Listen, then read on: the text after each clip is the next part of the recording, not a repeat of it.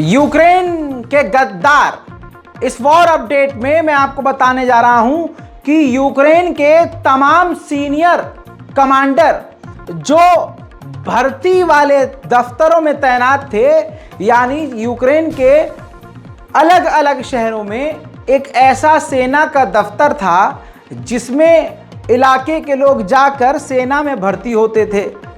अब खबर यह है कि यूक्रेन की सरकार ने, मिलिट्री ने तमाम सीनियर उन दफ्तरों के जितने भी थे, कम से कम मान लीजिए अगर 50 ऑफिस हैं तो 50 ऑफिस के हेड को, कमांडोज को निकाल दिया है, सीनियर अधिकारियों को।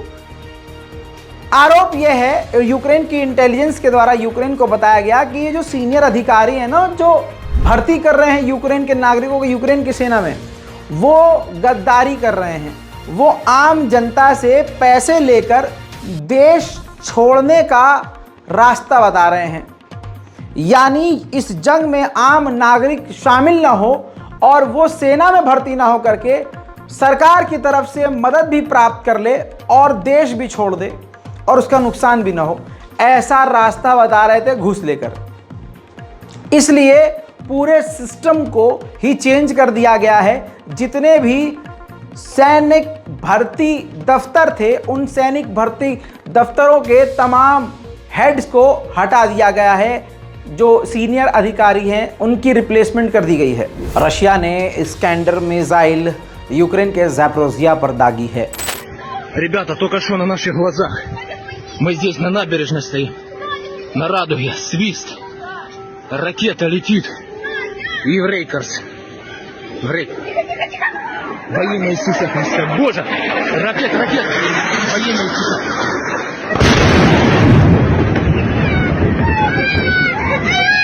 Это Роман Алайдис. Смотрите, что происходит. Тихо, все. Не плачьте. Рабадала. Смотрите, что происходит. Стой! वॉर अपडेट में एक और बड़ी खबर आपको बता दूं कि ईरान के शाहिद 136 ड्रोन की कॉपी बनाकर खुद, यानी उसका डुप्लीकेट ड्रोन को रिवर्स इंजीनियरिंग करके उसका ही जैसा ड्रोन बनाकर रशिया खुद इस्तेमाल कर रहा है। दोस्तों, इजराइल और यूक्रेन के लगभग रिश्ते ख़राब से हो गए हैं। पहले आपको मैं बड़ी खबर बता दूं, स्क्रीन पर इस रिपोर्ट को खुद देख लीजिए। जो इजराइल है यूक्रेन के सैनिकों को मेडिकल हेल्प पहुंचा रहा था अब तक, और जो यूक्रेन से रेफ्यूजीज पहुंच रहे थे, इजराइल उनको फ्री हेल्थ केयर दे रहा था, मेडिकल ट्रीटमेंट फ्री में दे रहा था। लेकिन इजराइल ने पिछले कई दिनों से ये बंद कर दिया, यानी यूक्रेन की सेना को जो मेडिकल हेल्प है वो देना बंद कर दिया, और जो रेफ्यूजीज यूक्रेन के इजराइल पहुंच रहे थे उनको भी मदद देनी बंद कर दी। जिसके बाद यूक्रेन की सरकार इजराइल पर भड़की और कहा कि ये अनफ्रेंडली बिहेवियर है। इतना ज़्यादा यूक्रेन चिढ़ गया कि यूक्रेन ने यहाँ तक कह दिया कि जो हमने फ्री वीज़ा की जो डील करी थी इजराइल के साथ, वो डील भी इजराइल ख़त्म कर दे तो ज़्यादा बेहतर है, क्योंकि इजराइल अब यूक्रेन की अनफ्रेंडली लिस्ट में आ चुका है। उधर यूक्रेन के इलाके पर फ्यूल एयर बॉम्ब नाम का खतरनाक बम रूस ने गिराया है, जिसका खौफनाक मंजर यूरोप में वायरल है।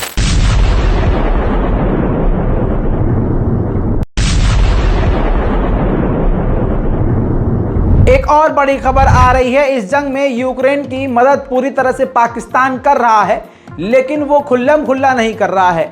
अमेरिका के इशारे पर पाकिस्तान हथियार यूक्रेन को दे रहा है, और एक बार फिर से पाकिस्तान एक हथियार की खेप दोबारा यूक्रेन को देने वाला है।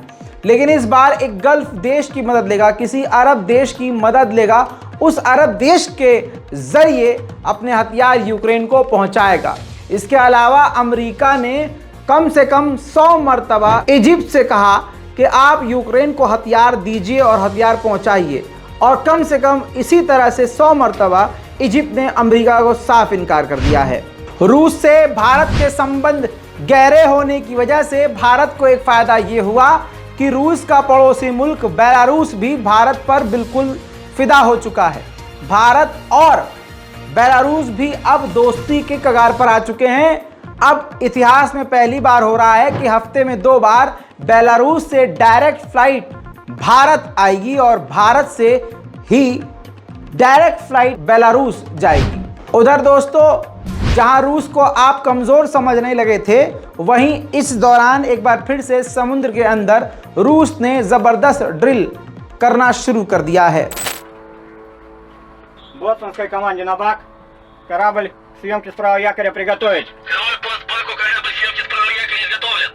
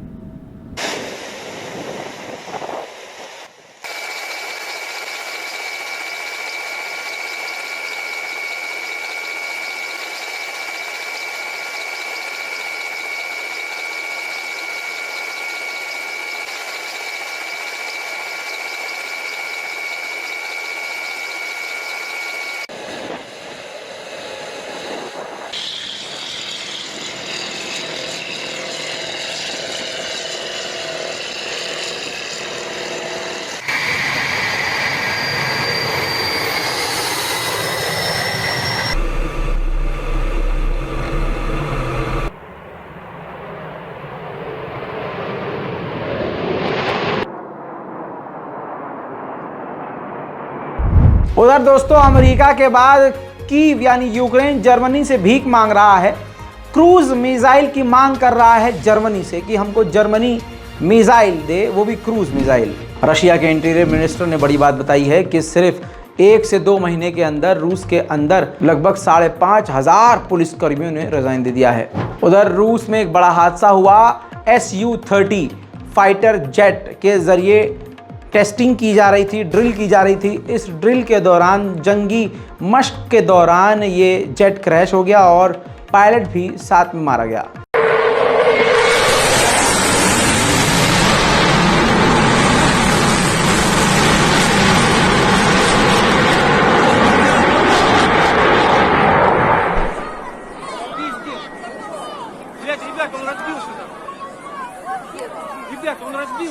разбился, блядь. यूक्रेन के मरीन सैनिकों ने, जिनकी तादाद 1000 बताई जा रही है, 1000 यूक्रेन के सैनिकों ने 6 महीने में ब्रिटेन से ट्रेनिंग अपनी पूरी की है और अब वो रूस के खिलाफ मैदान जंग में उतरने को तैयार हैं।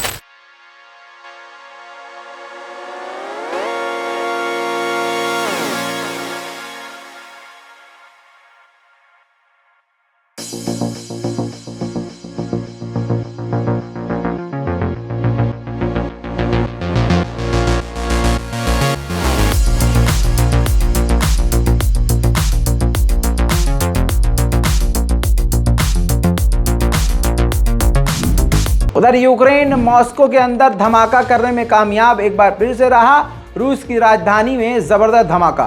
हालांकि दूसरी तरफ क्रीमिया पर जब यूक्रेन ने हमला किया तो रूस ने कामयाबी से यूक्रेन के इस हमले को रोक दिया।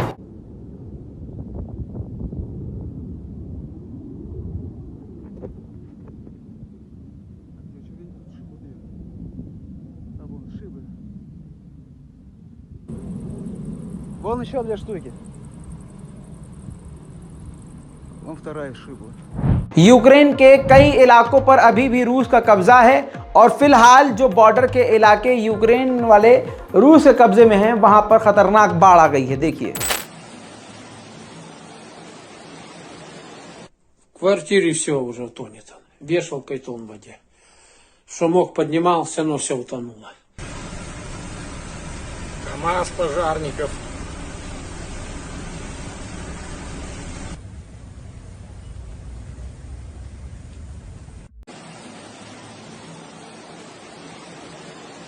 В квартире все уже тонет. Вешалкой тон в воде.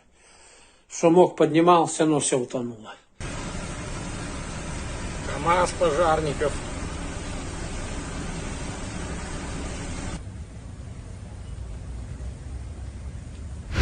उधर रमजान कादिरोव का एक बड़ा बयान आया है। रमजान कादिरोव ने कहा है कि रूस यूक्रेन से बात करने के लिए तैयार है, लेकिन रूस को बातचीत करनी ही नहीं चाहिए यूक्रेन से तब तक जब तक हम ये जंग जीत नहीं जाते। Переговоры, значит, Украина каждый день теряет позиции, условий, а Российская Федерация может направлять на все 100% улучшения. Тогда зачем нужны переговоры? Надо добить и все. यूक्रेन बार बार क्रीमिया को निशाना बना रहा है। एक बम यूक्रेन के ब्रिज के पास जाकर गिरा, जिसके बाद ब्रिज के पास से ही धुआं नजर आ रहा है।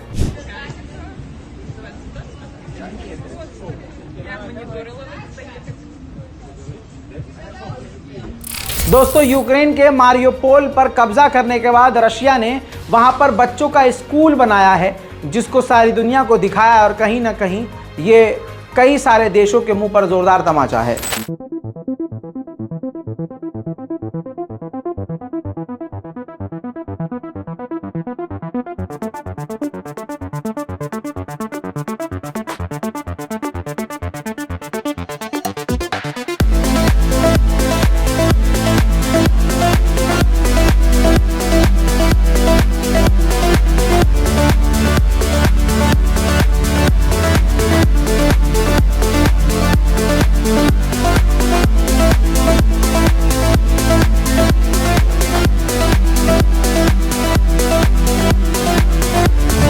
इन तमाम चीजों के बीच रशिया ने एक बार फिर से अपना परमाणु बॉम्बर उड़ाया है।